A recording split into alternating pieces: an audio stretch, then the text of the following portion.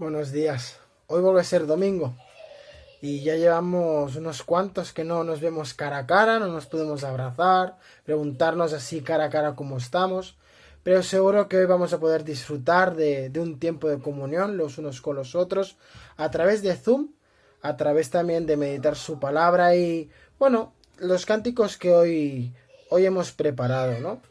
Hay un salmo que me gustaría compartir previo al cántico que a continuación cantaremos.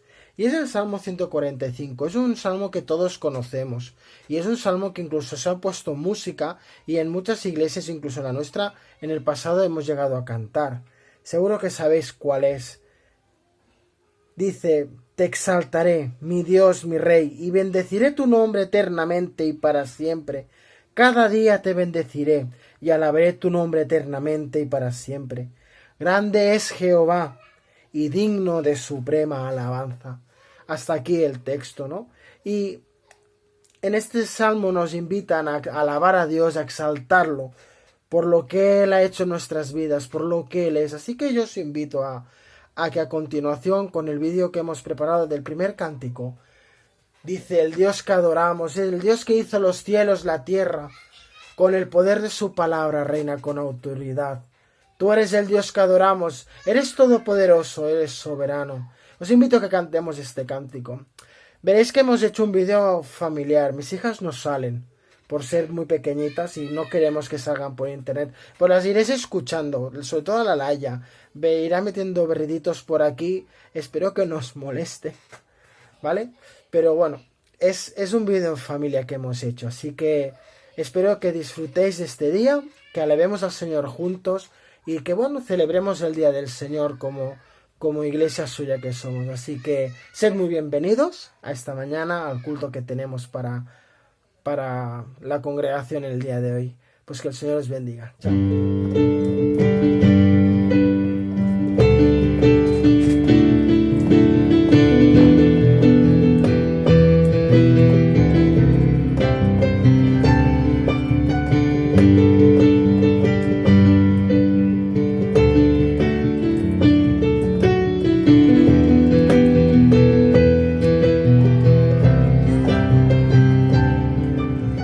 Dios hizo los cielos y la tierra con el poder de su palabra, reina con autoridad. El Dios que a los vientos lo obedecen, una palabra es suficiente para los muertos levantar. Nadie es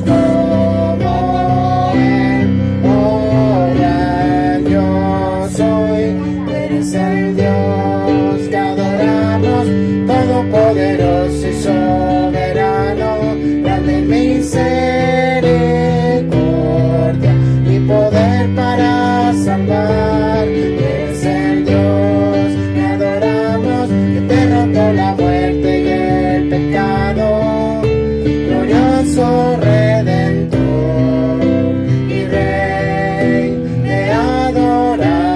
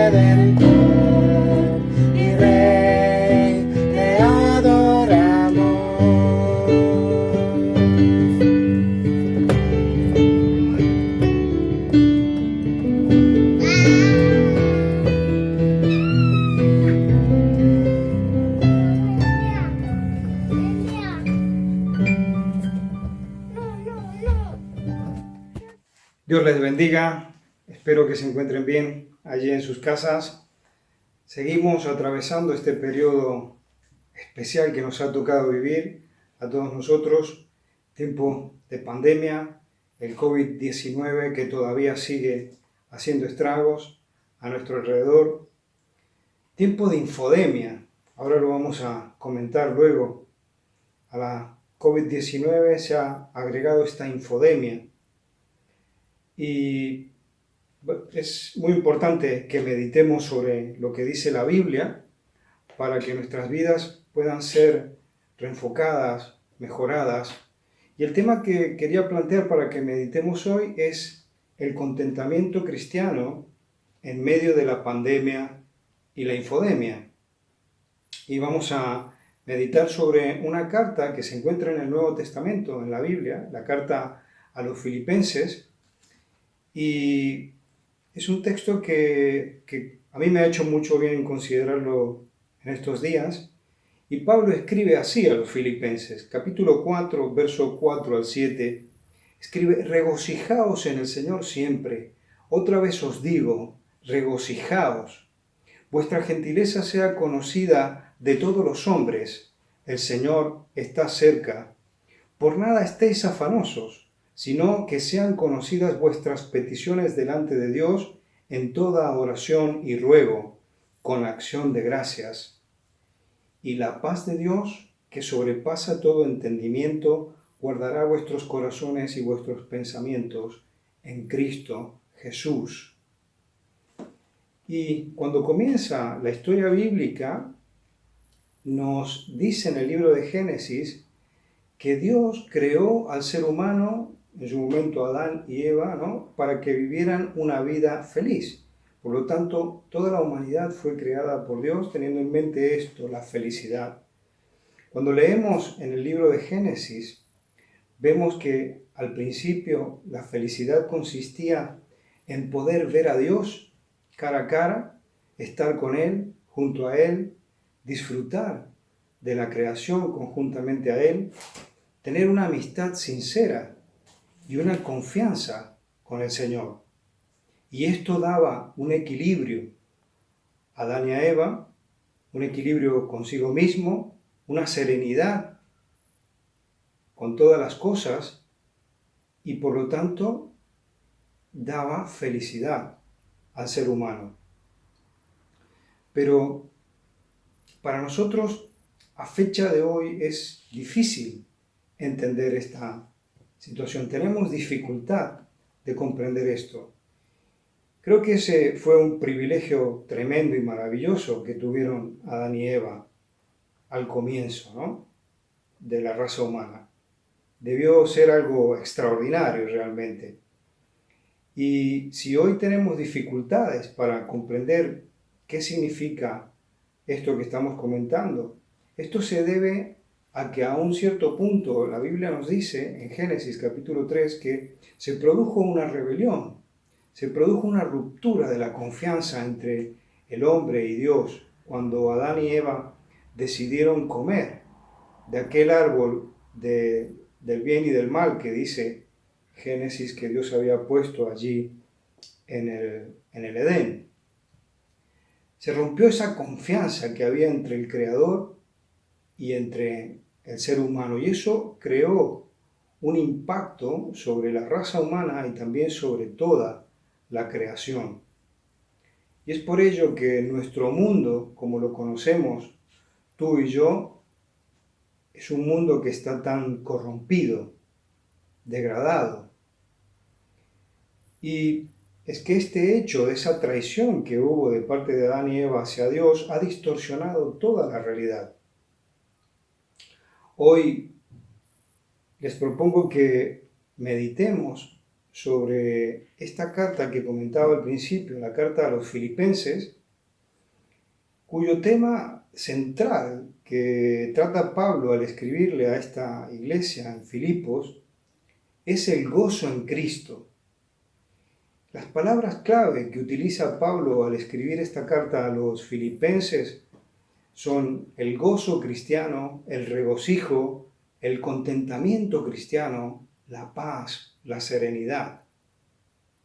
Pero quizás me podrán decir, ¿cómo vamos a meditar sobre la felicidad, sobre el contentamiento, con todo lo que está sucediendo a nuestro alrededor, ¿no? Hay mucha tristeza por todo lo que estamos atravesando, hay mucha incertidumbre por esta pandemia global y también, como decía, ¿no? Se ha sumado esta infodemia que hablan en estas últimas semanas que está generando mucho más estrés, más depresión en las personas. ¿Qué es esta infodemia?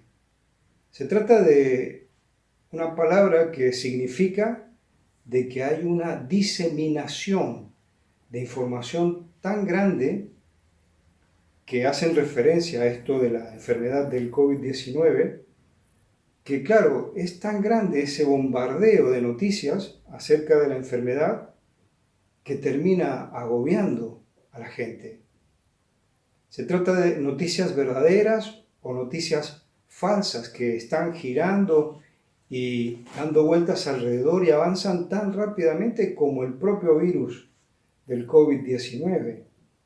Y el efecto que produce esta infodemia potencia aún más los resultados negativos de la pandemia de COVID-19.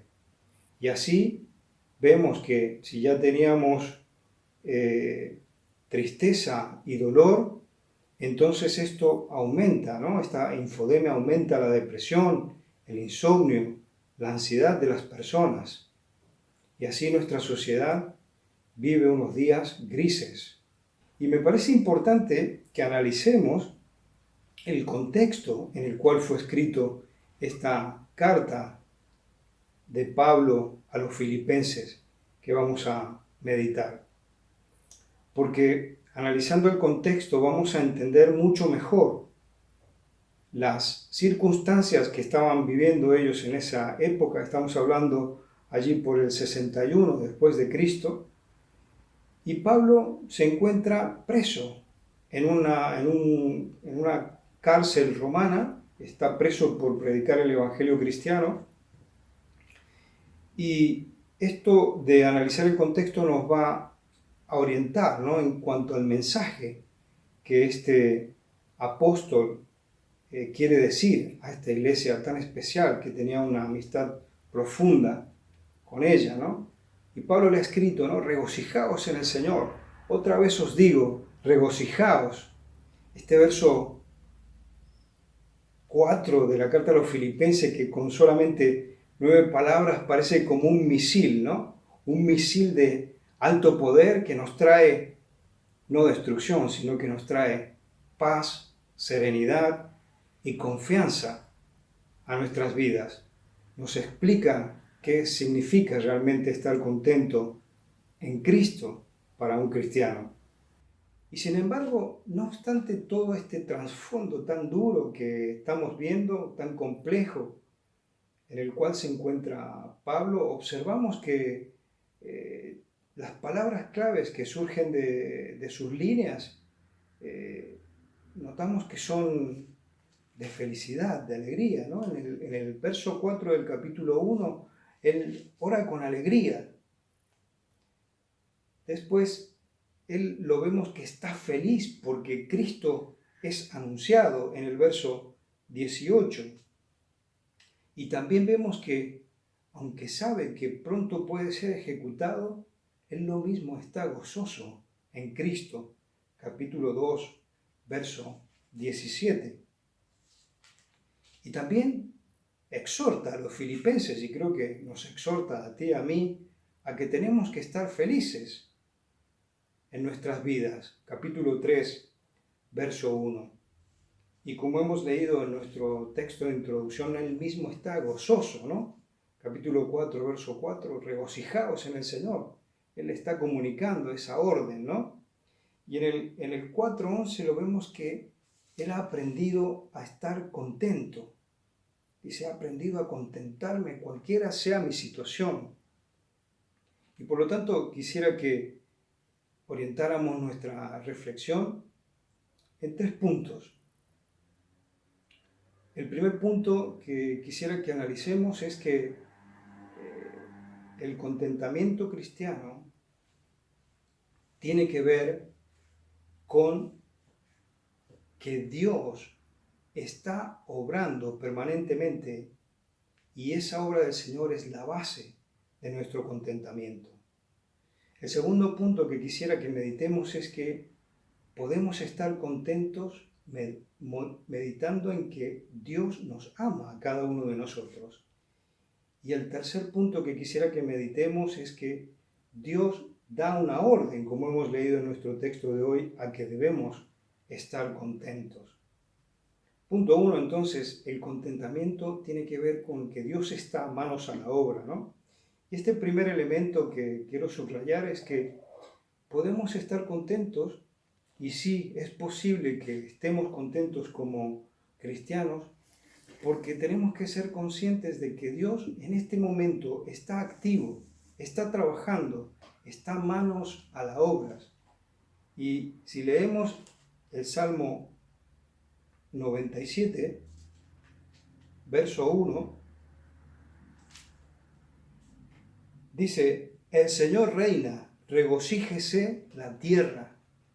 Y yo creo que esto es un hecho fundamental para que nosotros estemos contentos sabiendo de que Dios tiene el control de toda la realidad.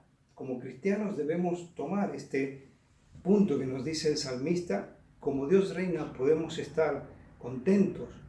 Y la tierra y toda la creación está estable porque Él sigue trabajando y Él controla toda la realidad. Él no ha parado en ningún momento desde que creó toda la creación, no ha parado ni un segundo en cuidarla. Y el mundo está en equilibrio, no porque los hombres se hayan puesto de acuerdo para que todo siga en equilibrio. De hecho, si recordamos las noticias, vemos qué difícil que es a los gobernantes ponerse de acuerdo. El mundo sigue estable porque Dios es el único Señor y Él sigue controlando con su soberanía toda la creación. Y entonces, como base de nuestra serenidad, tenemos que generar, ¿no?, esa conciencia de que el Señor está allí trabajando, no ha perdido el control y nunca lo perderá. Otro punto también que es importante en este mismo salmo, entender que, dice el salmista, justicia y juicio son el cimiento de su trono. O sea que el Señor reina y la justicia y el juicio son el cimiento de su trono. Y claro, nosotros estamos muy habituados a pensar en que el poder conlleva corrupción en modo natural, ¿no? Es muy normal que nosotros veamos todo lo que es el poder que hay a nuestro alrededor de los distintos gobiernos y lo asociemos a la corrupción, ¿no? La historia de la humanidad está llena de este tipo de ejemplos. Y la Biblia nos enseña lo que acabamos de leer, ¿no?, que en la persona de Dios el juicio y la justicia son el cimiento, dice el salmista, de su trono. Por lo tanto, si Dios reina y lo hace con justicia, como nos está diciendo el salmista, entonces nosotros podemos descansar en Él y estar serenos.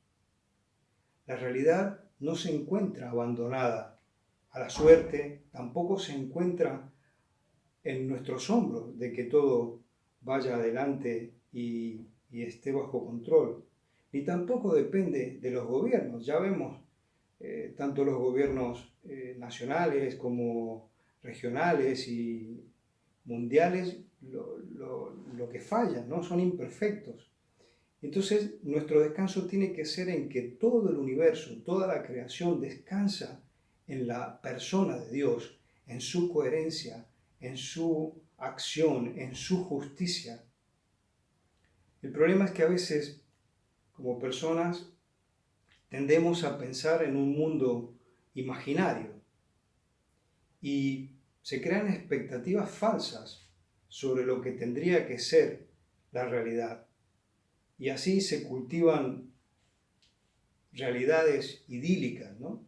Sueños que no permiten estar tranquilos ni serenos en la realidad. Y claro, sucede que algo que sale de control de esa realidad imaginaria que nos planteamos rompe esas expectativas y eso confunde, desorienta, produce frustración y tristeza. Pablo está escribiendo a un cierto punto, como leíamos, ¿no? He aprendido a contentarme en la situación en la que estoy, ¿no? Dice en el capítulo 4, verso 11. Y esta expresión que está utilizando Pablo nos hace entender de que él en la práctica, en su vida real, tiene esa tranquilidad y esa convicción de que por más que está en una celda, que está en un calabozo allí en una cárcel romana, Dios es soberano y controla su situación. Y vemos aquí que Pablo no vivía en un mundo ideal, sino que en ese caso la realidad que era una celda romana, para él no lo confundía. Él estaba tranquilo y sereno y sabía que Dios lo estaba cuidando. El término que utiliza aquí de contento, en el original, que es la clave de lo que estamos meditando, es un texto que no se refiere a la autosuficiencia ni de Pablo, ni tampoco de esa época. Había un movimiento que es muy famoso y ahora yo leo que existen todavía estos estoicos, ¿no? Que aparecieron allí en esa época, en el siglo I, y era gente que filosofaban y encontraban una forma de vivir, un estilo de vida, tomando fuerzas de su propia persona para enfrentar todas las dificultades, ¿no? En este caso Pablo no es un estoico como estos que estamos comentando, sino que él aquí nos está enseñando que él obtenía las fuerzas para resistir todos los problemas que tenía que enfrentar, tomaba las fuerzas del mismo Cristo, ¿no? Y entonces eso es lo que nos está diciendo, que él ha aprendido a estar contento, no porque tenía muchas fuerzas para enfrentar y superar los problemas, sino porque él reconocía que Dios estaba en su vida y él sentía que le daba estabilidad por más que estaba allí en un calabozo. Entonces, el primer elemento del contentamiento cristiano es lo que hemos dicho, ¿no? Tenemos que reconocer que a la base de la realidad que nos toca vivir está la obra de nuestro Dios. El Señor está allí, alrededor nuestro, estamos en sus brazos y Él nos está sosteniendo en medio de lo que tengamos que atravesar.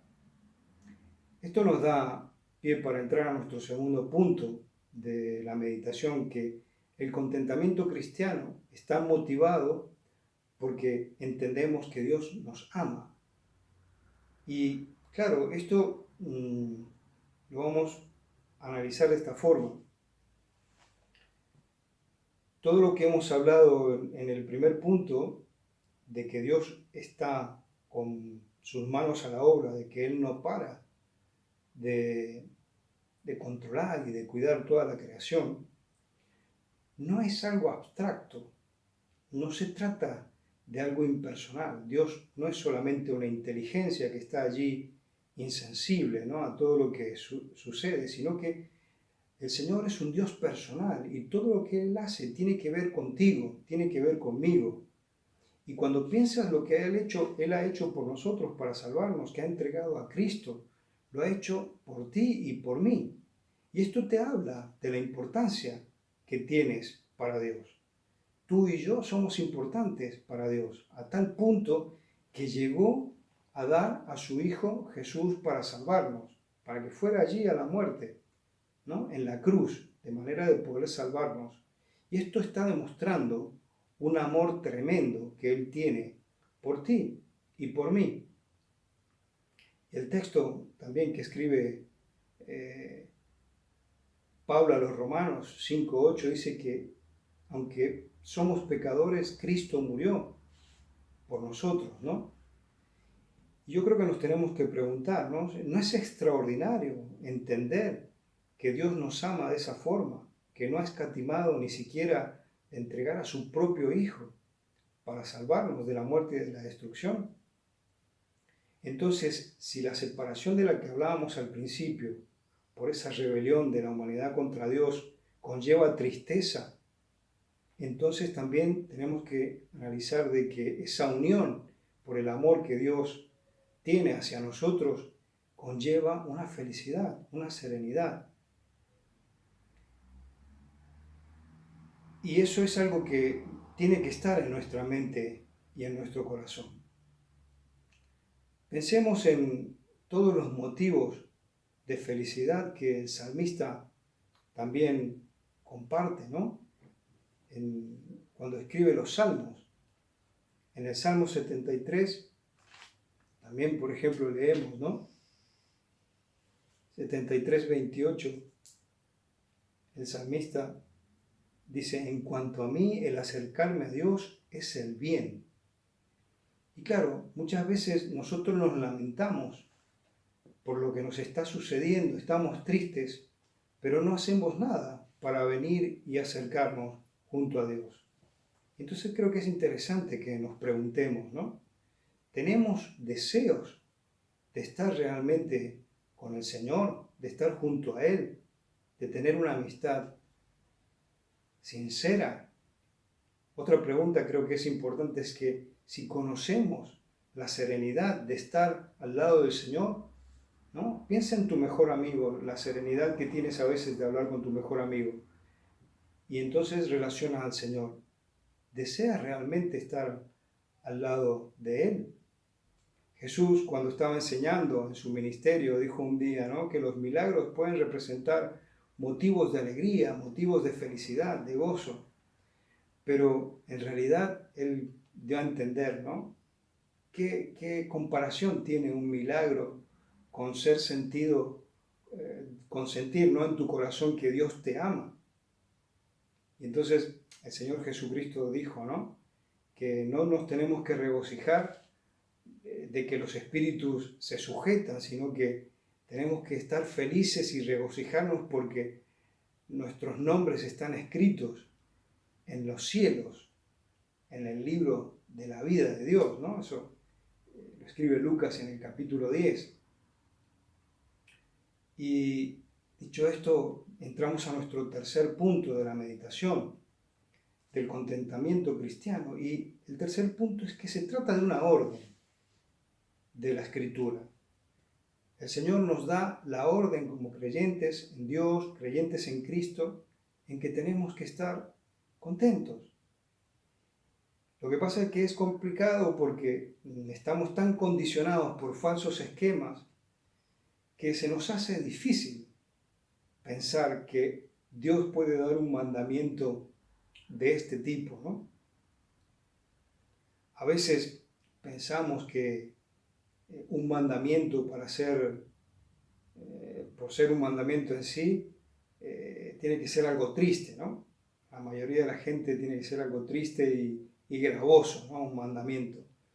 Pero aquí vemos que Pablo a los filipenses les escribe, ¿no?, estas 9 palabras y les dice: regocijaos en el Señor siempre. Otra vez os digo, regocijaos. Normalmente el mandamiento, hacemos una ecuación instantánea, ¿no?, como que obedecer es igual a un sufrimiento. Pero aquí en la carta que estamos meditando de Pablo a los filipenses, vemos que no es así, que la exhortación viene para que estemos contentos, para que estemos serenos, para que estemos tranquilos y gozosos. Es como si estuviera diciendo, ¿no?, alegraos porque el nombre del Señor es exaltado inclusive en medio de las dificultades. Recordemos que Pablo está ahora en un calabozo de una cárcel romana. Y él es como que está diciendo, ¿no?, en medio de los problemas, el Señor es exaltado. Y por lo tanto el gozo no es algo remoto, ¿no?, una posibilidad remota de que nosotros podamos estar tranquilos y serenos.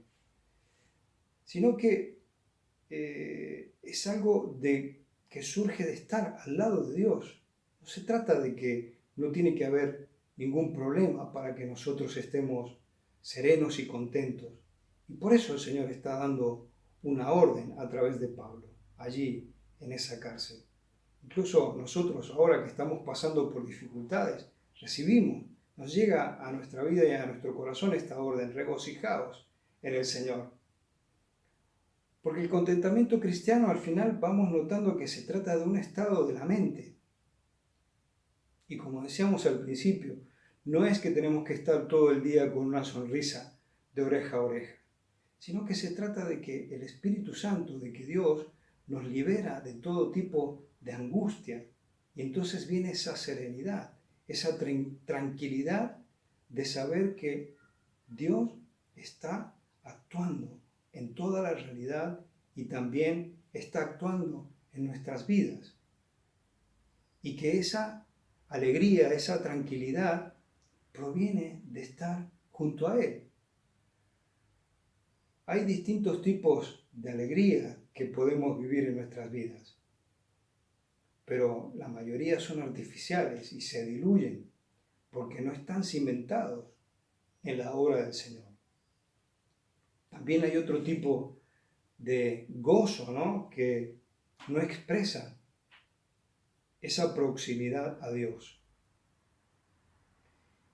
Y lo que yo he experimentado, y creo que también es bueno que tú experimentes, es que cuando la enseñanza de la Escritura, de la Biblia, alcanza su objetivo en la vida de las personas, entonces es allí cuando viene esa paz y esa serenidad que Dios ha pensado desde el principio para todo ser humano, de estar contentos, de estar serenos, de estar tranquilos. Entonces, para aprender a estar contentos, es necesario que reconozcamos que la realidad, toda ella completa, inclusive la nuestra personal, está bajo el control y la soberanía de Dios, y que no hay cabida para mundos imaginarios, que no tenemos que hacernos mundos idílicos y tratar de pensar de que todo tiene que ser como en nuestros sueños, ¿no? También tenemos que decidir estar junto al Señor Jesucristo, como nuestro Dios personal, como nuestro Salvador, como nuestro amigo incondicional, que fue a la cruz a morir por nosotros. Y también es importante entender de que es una orden que nos viene de parte de Dios, que tenemos que estar serenos, contentos, tranquilos. Y es por esto que en la Biblia no se encuentra solamente un mandamiento de que tenemos que humillarnos delante de Dios, sino que también nos da este mandamiento de que tenemos que estar contentos, de que tenemos que estar serenos, enfocados en Cristo. Y una persona que sabe lo que es la humillación, lo que es humillarse, también puede aprender y puede saber lo que es alegrarse en el Señor. Y esto es porque el gozo cristiano, el contentamiento cristiano, tienen como base la obra del Señor, porque está motivado por el amor de Dios hacia nosotros, y también porque es una orden que Dios nos da a través de la Escritura de que tenemos que ser felices a su lado. Y terminamos entonces con un texto de Romanos, que también creo que es muy importante y nos sirve como un colofón final, ¿no? Y dice Pablo a los Romanos, escribe capítulo 15, verso 13, y el Dios de esperanza os llene de todo gozo y paz en el creer, para que abundéis en esperanza por el poder del Espíritu Santo. Y espero que esto sea una realidad en tu vida y en la mía.